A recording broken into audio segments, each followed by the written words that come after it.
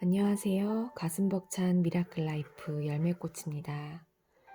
오늘은 열매꽃이 사랑하는 책 상처받지 않는 영혼의 지난 시간에 이어 18장 중도의 비밀을 읽어보겠습니다.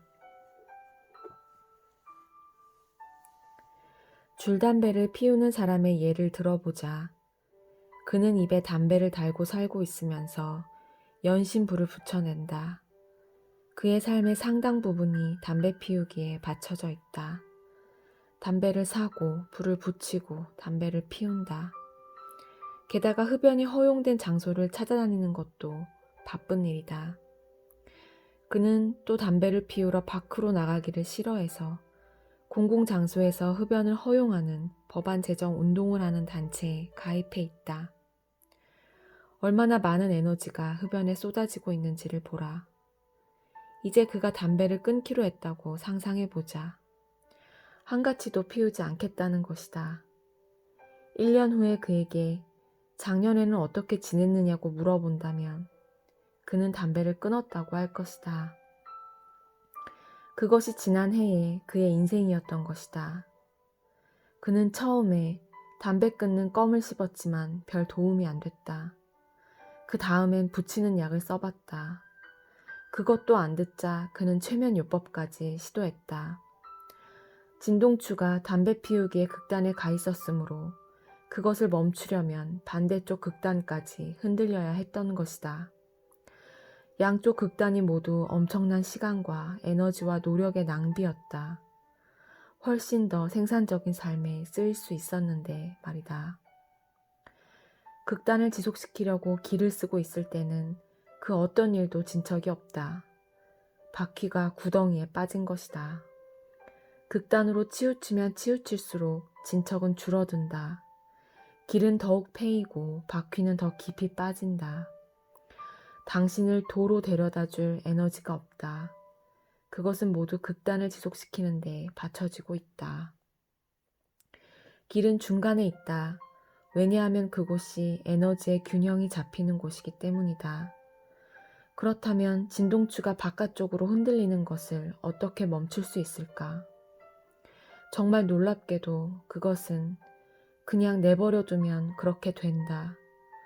당신이 극단의 에너지를 공급해주지 않는 이상 진동추는 계속 흔들릴 수가 없다. 극단을 그냥 내버려둬라. 거기에 끼어들지 마라. 그러면 진동추는 저절로 중심에 멈출 것이다. 그것이 중심에 가까워질수록 당신은 에너지로 충만해질 것이다. 낭비되고 있던 모든 에너지가 이제 당신 것이 되었기 때문이다. 중심을 잡고 극단 속으로 끼어들지 않기로 하면 당신은 돌을 깨우치게 될 것이다. 당신은 그것을 붙잡으려 하지 않는다. 건드리지도 않는다. 극단으로 흔들리는 데에 쓰이지 않을 때 에너지가 하는 일이 바로 이것이다. 삶 속에서 사건이 일어날 때마다 에너지는 스스로 길을 찾아 그 중심으로 가서 거기에 고요히 머문다. 돈은 비어 있다.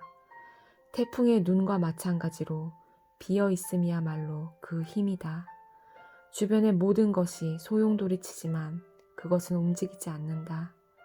삶의 소용돌이는 그 중심으로부터 에너지를 가져오고 중심은 삶의 소용돌이로부터 에너지를 가져온다.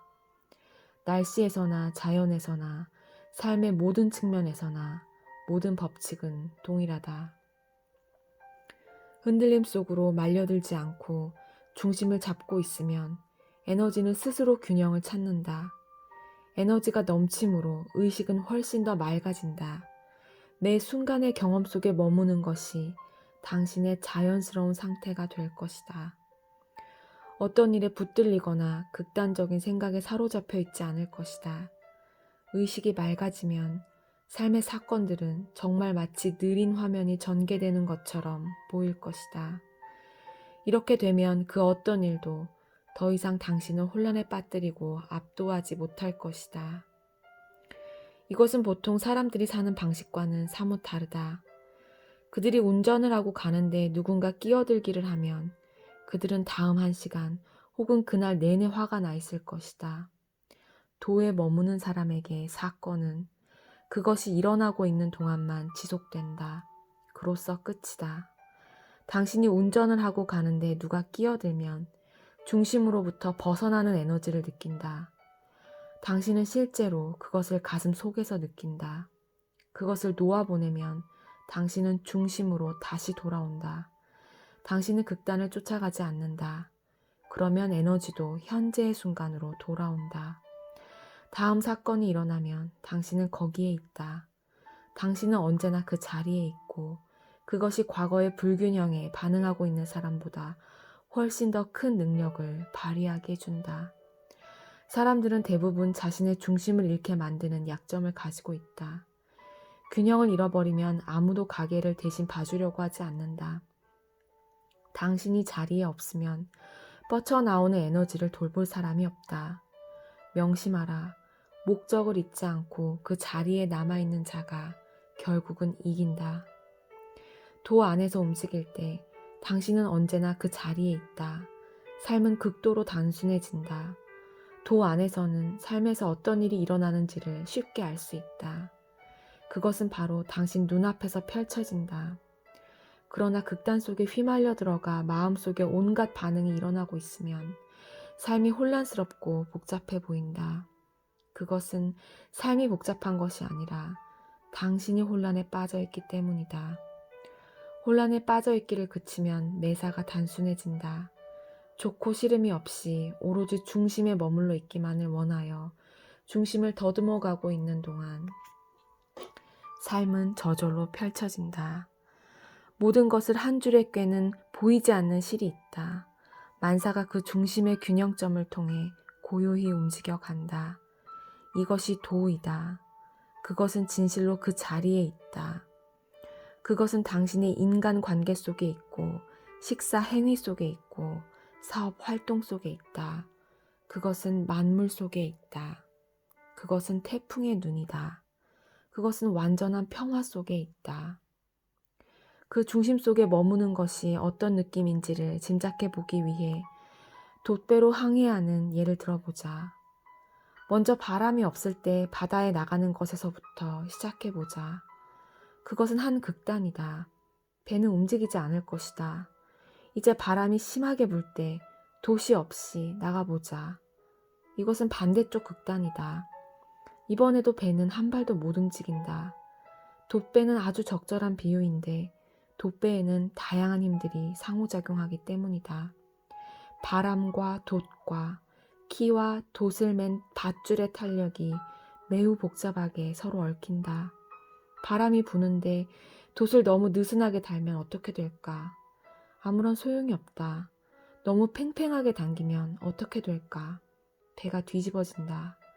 바람을 제대로 받으려면 아주 적당하게 당겨줘야 한다. 바람의 힘을 받는 돛의 중심부가 적당히 팽팽해야 한다. 너무 많아도 안 되고 적어도 안 된다. 그곳이 소위 스윗 스포트이다. 바람은 아주 적당히 돛을 때리고 당신은 밧줄을 아주 적당히 당기고 있는 그런 느낌을 상상해 보라. 당신은 완벽히 균형의 느낌과 함께 배를 몰아간다. 그때 바람이 바뀌고 당신은 또 거기에 맞추어 적응한다. 당신과 바람과 돛과 물이 하나다. 모든 힘들은 조화 상태에 있다. 그중 하나의 힘이 바뀌면 다른 힘들도 동시에 함께 바뀐다. 이것이 도 속에서 움직인다는 것의 의미다. 항해의 도에서 균형점은 고정되어 있지 않다. 그것은 역동적 평행이다. 당신은 균형점에서 균형점으로, 중심에서 중심으로 움직인다. 당신은 어떤 개념도 좋고 싫음도 가질 수 없다. 그저 힘이 당신을 움직이도록 놔둬야 한다. 도 안에서는 개인적인 것은 없다. 당신은 힘의 소나기에 들려있는 한갓 도구일 뿐이므로 균형의 춤사 위에 참여하고 있다.